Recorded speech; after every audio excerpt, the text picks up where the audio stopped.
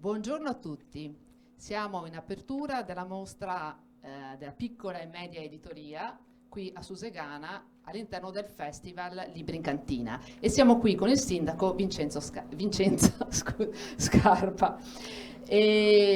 Sindaco, rinascite, perché la scelta di questo tema? Beh, diciamo che sono anni, ma molti anni, che valutiamo anche con le giunte precedenti il fatto che in Italia ci sia proprio una differenza fra quello che è il percepito della nazione Italia, mettiamo per esempio la sicurezza o altri argomenti, e quello che realmente è il paese. Si tenderebbe a vedere tutto in senso negativo. Non so da questo da cosa nasca, però c'è un sentimento di pessimismo che pervade ormai quasi tutte le coscienze. Siccome dal nostro punto di vista le cose non sono esattamente così, le abbiamo verificate, vorremmo parlare di rinascite perché ci sono varie situazioni nel nostro paese, anche nel nostro comune, che dimostrano come la nostra situazione non sia così negativa come la vogliono dipingere.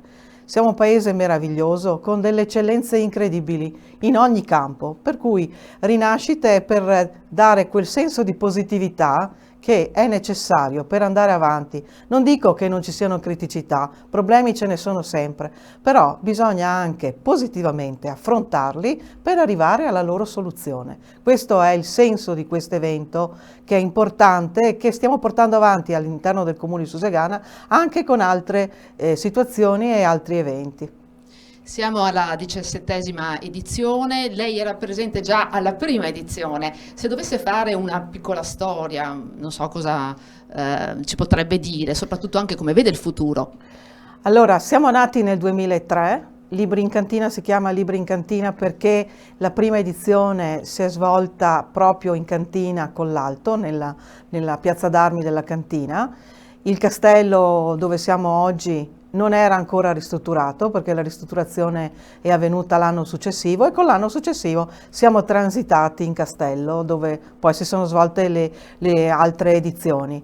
È una mostra di editoria, della piccola e media editoria, rivolta fondamentalmente per dare una giusta visibilità a questi prodotti di nicchia molto importanti, molto ben confezionati, che hanno anche problematiche di distribuzione. Sono prodotti, sono libri molto spesso artigianali, sostenuti da una grande passione, che però magari ha problemi economici, problemi di economia.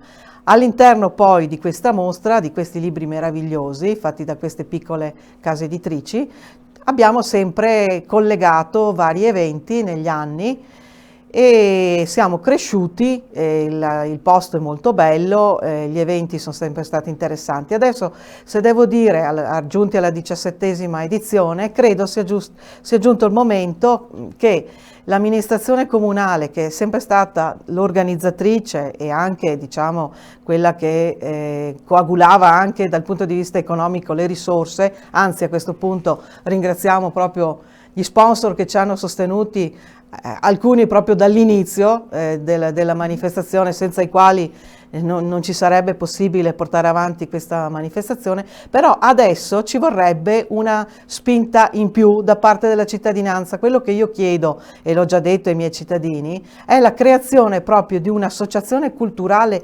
autonoma che insieme a noi porti avanti l'evento, che lo renda proprio, perché noi come amministrazione un giorno scadremo.